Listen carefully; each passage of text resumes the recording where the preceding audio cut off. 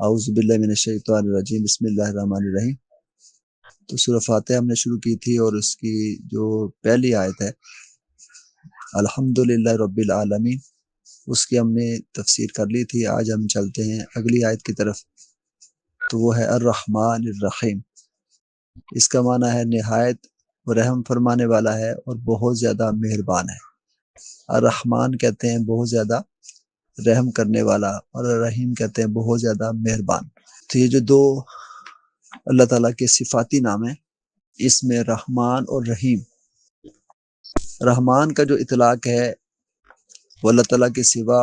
اور کسی پر کرنا جائز نہیں ہے، کیونکہ رحمان کا معنی ہے وہ ذات جس کی رحمت ہر چیز کو محیط ہو، اور اس کا جو معنی ہے اس کا مصداق صرف اللہ تعالیٰ ہے اور کوئی نہیں ہو سکتا۔ اور جو رحیم کا اطلاق ہے وہ اللہ تعالیٰ کے غیر پر بھی کیا جا سکتا ہے، کیونکہ رحیم کا جو معنی ہے جو بہت رحمت کرتا ہو، اور قرآن پاک میں رحیم کا اطلاق اللہ پر بھی ہے، اور اللہ تعالیٰ نے قرآن پاک میں اپنے رسول صلی اللہ علیہ وآلہ آلہ وسلم پر بھی کیا ہے۔ جیسے اللہ تعالیٰ نے قرآن پاک میں سورہ حج کی آیت نمبر 65 میں ارشاد فرمایا، ان اللہ بالناس لرؤوف الرحیم، بے شک اللہ تعالیٰ لوگوں پر نہایت مہربان اور بہت رحم فرمانے والا ہے۔ اسی طرح حضور نبی کریم صلی اللہ علیہ وسلم کے متعلق ارشاد فرمایا گیا، یہ توبہ کی آیت نمبر 128 میں، کہ لقد جاءکم رسول من انفسکم عزیز علیہ ما عنتم حریص علیکم بالمؤمنین رؤوف الرحیم، بے شک تمہارے پاس تم ہی میں سے ایک عظیم رسول آئے جن پر تمہارا مشقت میں مبتلا ہونا سخت دشوار ہے، اور وہ تمہارے بھلائی کے بڑے حریص ہیں، یعنی چاہنے والے ہیں، اور مومنوں پر تو نہایت ہی مہربان اور بہت رحم فرمانے والے ہیں۔ تو رؤوف اور رحیم، اس میں اللہ تعالیٰ نے اپنے جو دو صفاتی نام ہیں وہ اپنے رسول اکرم صلی اللہ علیہ وسلم کے لیے وہ ارشاد فرمائے ہیں۔ لہذا رحیم کا اطلاق اللہ تعالیٰ نے قرآن پاک میں اپنے رسول کے لیے بھی فرمایا ہے۔ اور ایک قول یہ ہے کہ اللہ تعالیٰ دنیا میں رحمان ہے، کیونکہ دنیا میں اس کا احسان مومنوں اور کافروں دونوں پر ہے، اور آخرت میں رحیم ہے، کیونکہ آخرت میں اس کا احسان صرف مومنوں پر ہوگا اور کافروں پر نہیں ہوگا۔ یہی وجہ ہے کہ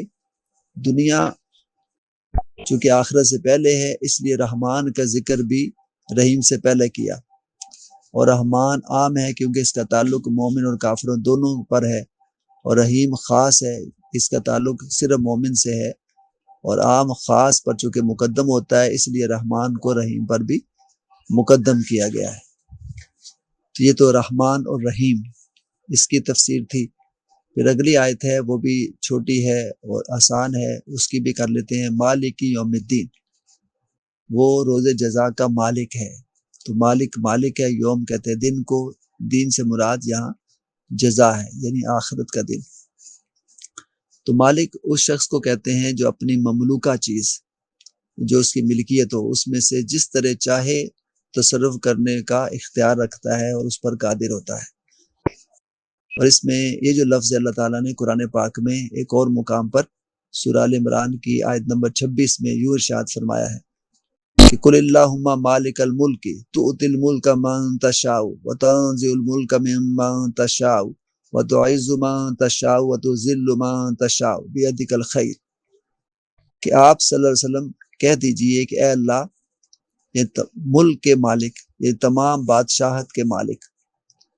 تو جس کو چاہتا ہے ملک یعنی بادشاہت دیتا ہے، اور جس سے چاہتا ہے ملک یعنی بادشاہ چھین لیتا ہے، اور تو جس کو چاہتا ہے عزت دیتا ہے، اور جس کو چاہتا ہے ذلت میں مبتلا کرتا ہے،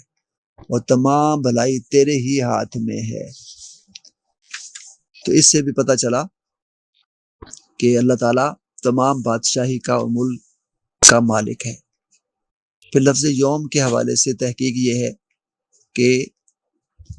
یہ جو شریعت میں طلوع فجر، یعنی جو طلوع فجر ثانی ہے، طلوع شمس، سورج کے نکلنے سے لے کر غروب شمس، سورج کے غروب ہونے تک کے وقت کو یوم کہا جاتا ہے۔ اور قیامت کے دن کے متعلق بھی کہا گیا ہے قرآن پاک میں، سورہ المعارج کی آیت نمبر 4 میں، کہ تعرج الملائکۃ والروح فی الیہ فی یوم کان مقدارہ 50,000 سنہ، کہ جبریل علیہ السلام اور فرشتے اس کی طرف عروج کرتے ہیں جس دن عذاب ہوگا، یعنی اس دن کی مقدار 50,000 سال ہے۔ اسی طرح حضرت ابو سعید خدری رضی اللہ تعالیٰ عنہ، مسند ابو یعلا میں ہے، امام ابو یعلا روایت کرتے ہیں حضرت ابو سعید خدری کے، انہوں نے عرض کیا یا رسول اللہ صلی اللہ علیہ وسلم، قرآن مجید میں اس دن کے متعلق ہے کہ وہ 50,000 برس کا ہوگا، تو یہ کتنا لمبا دن ہوگا؟ تو آقا دو جہاں نے ارشاد فرمایا، قسم ہے اس ذات کی جس کے قبضہ قدرت میں سیدنا محمد مصطفیٰ صلی اللہ علیہ وسلم کی جان ہے، مومن پر اس دن میں تخفیف کی جائے گی، یعنی کمی کی جائے گی، حتیٰ کہ وہ جتنی دیر میں دنیا میں فرض نماز پڑھتا تھا تو اس پر وہ دن اس سے بھی کم وقت میں گزرے گا۔ ایک اور حدیث میں مجمع الزوائد میں ہے، علامہ حافظ حسمی وہ روایت کرتے ہیں، حضرت ابو ہریرہ رضی اللہ عنہ کو بیان ہے کہ آقا دو جہاں صلی اللہ علیہ وسلم نے ارشاد فرمایا کہ لوگ رب العالمین کے سامنے آدھے دن تک کھڑے رہیں گے، یعنی جو دن 50,000 برس کا ہوگا، اور لیکن مومن پر آسانی کر دی جائے گی، جیسے سورج کے مائل بغروب ہونے سے اس کے غروب ہونے تک، یعنی جو زوال کا ٹائم ہوتا ہے 12 بجے کے بعد زوال شروع ہو جاتا ہے سورج کا، تو اس سے لے کر غروب ہونے تک، یعنی یہ آدھا دن جو دنیا کا ہے، تو اتنا دن وہ مومنوں پر گزرے گا۔ اسی طرح امام احمد روایت کرتے ہیں اپنی کتاب مسند احمد میں حضرت ابو سعید خدری رضی اللہ تعالیٰ کے حوالے سے کہ آقا دو جہاں صلی اللہ علیہ وسلم سے روایت ہے کہ کافر کے لیے قیامت کا دن وہ 50,000 برس کا ہوگا، لیکن مومن کے لیے اتنا نہیں ہوگا، چونکہ وجہ یہ ہے کہ اس نے دنیا میں نیک عمل نہیں کیے کافروں نے، اور مومنوں نے نیک عمل کیے، یہی وجہ ہے کہ مومن پر یہ وقت بہت جلد گزر جائے گا۔ اسی طرح یہ جو یوم ہے اس کے حوالے سے یہ ہم نے اس کی تحقیق کر لی، اور اب آ جاتے ہیں دین کی طرف۔ تو یہ تھا مالک یوم الدین، کہ وہ آخرت کے یا جزا کے دن کا مالک ہے۔ تو علامہ زبیدی لکھتے ہیں دین کا جو معنی ہے وہ جزا ہے، اور قرآن مجید میں مالک یوم الدین کا معنی ہے یوم جزا کا مالک۔ امام بخاری اس حوالے سے روایت کرتے ہیں ایک حدیث پاک صحیح بخاری میں، کہ جس میں کہا گیا کہ اے محمد صلی اللہ علیہ وسلم، ہم نے آپ کو اور حضرت نوح علیہ السلام کو ایک ہی دین کی وصیت کی ہے۔ اس کا مطلب ایک دین کی وصیت کرنے سے یہ مراد ہے کہ قرآن مجید میں دوسرے مقام پر ارشاد فرمایا گیا، اور یہ جو آیت ہے یہ سورہ المائدہ کی ہے، تو جس میں یہ خاص طور پر کہا گیا لِكُلٍّ جَعَلْنَا مِنْكُمْ شِرْعَةً وَمِنْهَاجًا، اور ہم نے تم میں سے ہر ایک کے لیے الگ الگ شریعت اور واضح رائے عمل بنائی ہے۔ تو شریعت یعنی اس سے مراد جو دین ہے وہ ہم نے الگ الگ بنایا۔ تو اللہ تعالیٰ نے تمہارے لیے اسی دین کا راستہ مقرر کیا ہے جس کا حکم اس نے نوح علیہ السلام کو دیا تھا، اور جس دین کی ہم نے آپ کی طرف وحی فرمائی ہے، جس کا حکم ہم نے ابراہیم علیہ السلام، موسیٰ علیہ السلام اور عیسیٰ علیہ السلام کو دیا تھا۔ تو اسی دین کو قائم رکھو اور اس میں تفرقہ نہ ڈالو۔ تو اس آیت سے معلوم ہوا کہ تمام انبیاء علیہ السلام کا جو دین ہے وہ واحد ہے، وہ اسلام ہے، تو اس سے مراد دین اسلام ہے۔ تو یہاں تک آج کر لیتے ہیں، نیکسٹ انشاءاللہ